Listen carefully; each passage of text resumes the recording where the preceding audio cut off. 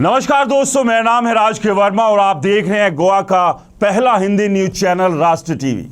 दोस्तों, गोवा में एक बार फिर से सत्ताधारी बीजेपी सरकार और विपक्षी कांग्रेस के बीच सियासी जंग छिड़ी है और इस जंग का केंद्र है पेरने के धारगल में 3.33 लाख वर्ग मीटर की वो उपजाऊ जमीन जो कभी किसानों का गर्व थी।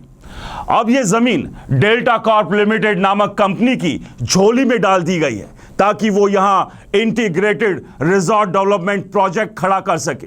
नाम भले ही चमकीला हो, लेकिन इसके दिल में छिपा है कैसीनो, वही जुआघर जिसको लेकर अक्सर लोग गोवा को पाप की नगरी का तमका भी देते हैं। नेता विपक्ष यूरी अलेमाओ ने इस मुद्दे को लपक लिया। उन्होंने इसे कैपिटलिज्म का नमूना बताया और भाजपा सरकार पर तीखा हमला बोला। उन्होंने तंज कसा, किसानों की आय दोगुनी करने का ढोल पीटने वाली सरकार अब उनकी जमीन जुआघरों को सौंप रही है। दोस्तों, डीएनए हिंदी की एक रिपोर्ट के मुताबिक पेरने के कमांड एरिया डेवलपमेंट अथॉरिटी यानी CADA ने 3,33,805 वर्ग मीटर की अधिसूचित कृषि भूमि को डेल्टा कॉर्प लिमिटेड को सौंप दिया। CADA का मकसद था खेती को बढ़ावा देना, सिंचाई की सुविधा देना, किसानों को जिंदगी को संवारना। लेकिन अब इस जमीन पर कैसीनो और रिजॉर्ट का किला खड़ा होने जा रहा है। दोस्तों, सवाल यह भी है कि गोवा में मांडवी रिवर पर नए कैसीनो की परमिशन नहीं है, तो क्या सरकार अब पूरे गोवा को कैसीनो का गढ़ बनाने जा रही है? यूरी अल्माओ ने इसे CADA के मूल उद्देश्य के खिलाफ बताया। उन्होंने कहा, यह जमीन किसानों की थी, खेती की थी, इसे कॉरपोरेट्स को बेचना विश्वासघात का आरोप है कि यह फैसला न सिर्फ अनैतिक है बल्कि गैरकानूनी भी। दोस्तों, कांग्रेस ने इसे फर्जी और भ्रष्ट करार दिया। अलेमाओ ने मांग की कि इस आवंटन को तुरंत रद्द किया जाए और गोवा की जनता को इस साजिश के खिलाफ एकजुट होने को कहा। यूरी ने भाजपा पर तंज कसते हुए कहा, पहले पंजिम को पाप नगरी बना दिया, अब गोवा की शांति को भी तबाह करने की तैयारी है। गोवा जो अपने प्राकृतिक सुंदरता और शांत संस्कृति के लिए जाना जाता था, अब कैसीनो और जुआघरों का पर्याय बनता जा रहा है। अलेमाओ का कहना है कि बीजेपी ने गोवा को सिन सिटी बना दिया है और अब यह बीमारी गांव तक फैल रही है।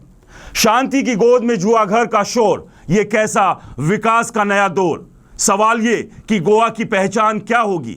वो हरी भरी वादियां जहां किसान से फसल उगाते हैं, या वो चमचमाते कैसीनो जहां रात दिन जुए का खेल चलता है? सोशल मीडिया पर भी लोगों ने मोर्चा खोला है, गोवा की जनता से अपील की कि इस लूट के खिलाफ खड़े हो जाइए, अपनी जमीन, अपनी मिट्टी को कॉरपोरेट्स की तिजोरी में ना जाने दीजिए। अलेमाओ ने इस पूरे प्रकरण को कैपिटलिज्म का सटीक उदाहरण बताया। लेकिन ये क्रॉनी कैपिटलिज्म है क्या? ये वो सिस्टम है जहां सरकार अपने खास दोस्तों, बड़े कॉरपोरेट्स और पूंजीपतियों को फायदा पहुंचाने के लिए नीतियां बनाती है और आम जनता को ठेंगा दिखाती है। गोवा में यही खेल चल रहा है।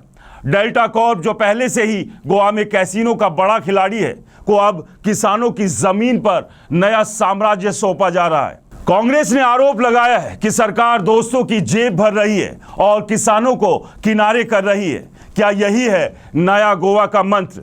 2014 में बीजेपी ने गोवा में सत्ता संभाली तो वादा किया था कि किसानों की आय दोगुनी होगी, लेकिन आज खेतों की जमीन छीनी जा रही है और कैसीनो मालिकों की तिजोरी भरी जा रही है। अलेमाओ ने इसे किसानों के साथ विश्वासघात बताया। सवाल उठाया, क्या गोवा की सरकार स्थानीय लोगों के हितों की रक्षा कर रही है या वो बस बड़े पूंजीपतियों की चाकरी में लगी है? इस पूरे विवाद में सबसे हैरान कर देने वाली बात है कि बीजेपी सरकार पूरी तरह से मौन है।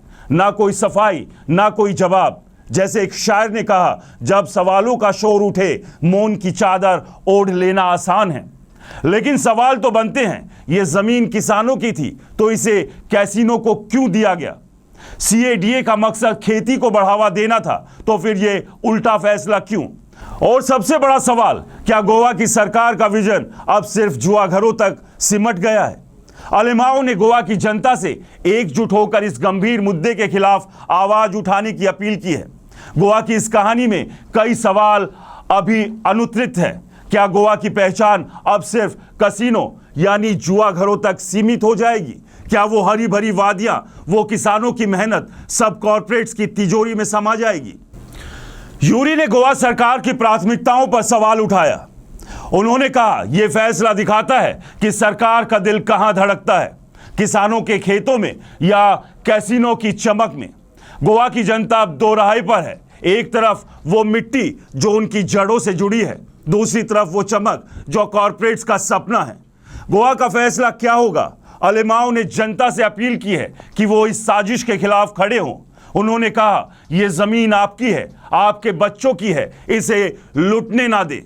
तो सवाल ये कि गोवा किसका है? उन किसानों का जो इस मिट्टी में पसीना बहाते हैं, उन स्थानीय लोगों का जो अपनी संस्कृति और शांति को बचाना चाहते हैं, या उन कॉर्पोरेट्स का जिनकी तिजोरी भरने के लिए सरकार अपनी आत्मा तक गिरवी रखने को तैयार है, जैसा कि आरोप लग रहे हैं। गोवा की इस कहानी में अभी बहुत कुछ बाकी है।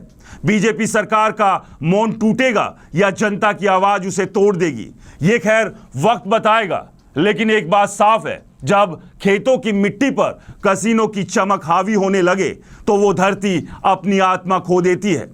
मिट्टी की सुनो, वरना कसीनो का शोर सब कुछ डुबो देगा।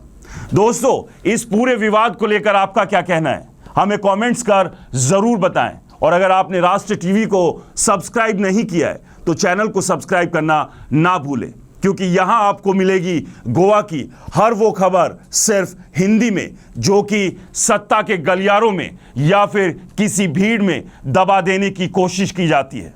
नमस्कार।